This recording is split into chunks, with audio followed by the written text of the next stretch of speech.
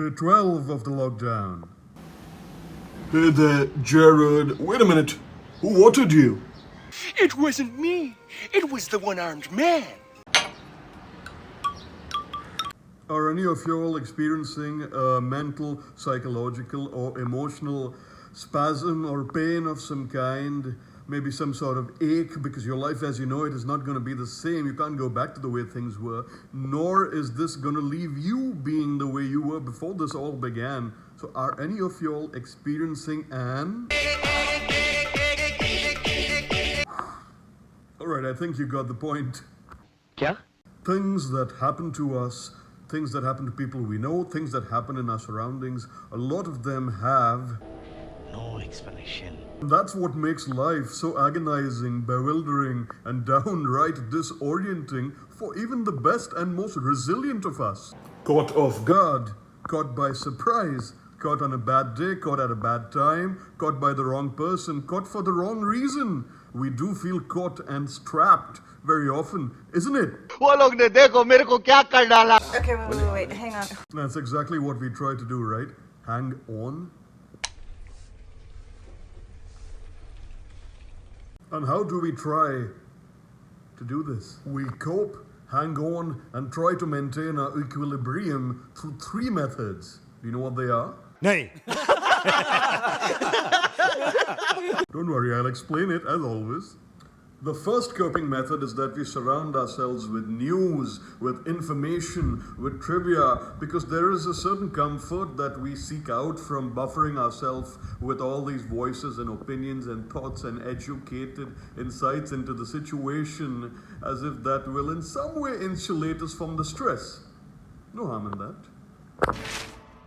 The second coping method, which admittedly we aren't allowed to do right now because of social distancing protocol, is we surround ourselves with people and the insights, visions, interests and proclivities that these people bring with them, their ability to influence us and change us, which we can't do because we are not allowed to be around other people because the COVID-19 is spreading really, really fast. And I understand if this is becoming a moot point for a lot of y'all who are used to human contact or living in big homes and not having your meals alone or having people continuously available to give you company if you want to go out and stay in touch.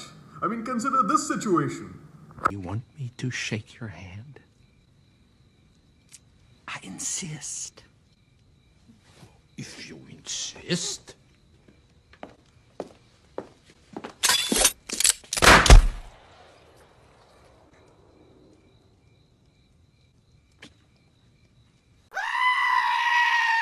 कुछ भी करो, but हाथ नहीं मिलाने का. Don't touch each other's hands. Oh man, I swear to God. And the third coping method is surrounding yourselves with or jumping and diving straight into a task, a project, an activity, an endeavor of some kind which keeps you occupied, whether creatively or not, whether that task is seen as something of a daily drudgery, regardless of the nature or the duration for which you perform the task. Some people surround themselves with those kinds of activities because it makes them feel productive and useful and in control of a situation that otherwise people are not feeling in control of. My God. As my mother used to say, it's time to eat some humble pie. So whichever method you want to use to cope through this, go ahead and do it. No one's judging, no one's watching, no one's giving you marks on how well you're performing at coping through this lockdown, because all of us are doing it in strange ways and ways that we perhaps didn't think we'd be doing it in. But here we are in this situation, stuck together, and इतना मुश्किल हो जाता है. अजी मुश्किल नहीं होगा तो फिर और क्या होगा? मैं तो एक मामूली सा तुच्छ पुरुष हूँ. Now that's the right attitude to have. Understand that the rules do not change for you. The situation does not change for you. The problems and challenges do not change for you. The limitations do not change for you. पता है कुछ नाराजगी है तुम लोगों के बीच. Regardless of how you feel about the situation, it isn't going away. However, that doesn't mean that you just sit around and feel sorry for yourself. And I'll be speaking a little more about this tomorrow. Your responsibility is to cope in the way best known to you, in the way that is the most comfortable and that comes the most naturally to you. So coping and hoping, hey, that's your responsibility. It's not your fault that any of this happened, but it is your responsibility to keep your equilibrium and stay in control of your life and to be able to be functional for yourself or for the people who rely on you or for the people who look up to you or for the business that you support or the role that you fulfill or for the small little cog or missing piece that you are in a much larger system and puzzle. Yeah, I don't think you're going to be doing that anytime soon.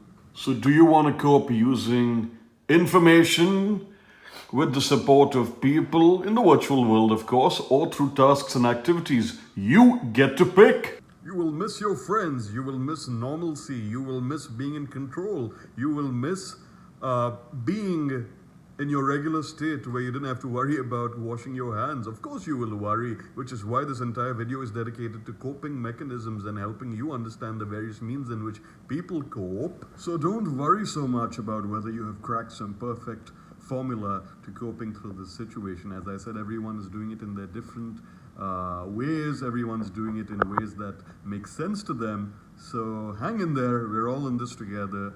This too shall pass. It sounds a bit cliche, but it is true, you know. Till then, keep your head in the game. Take care, okay? Okay.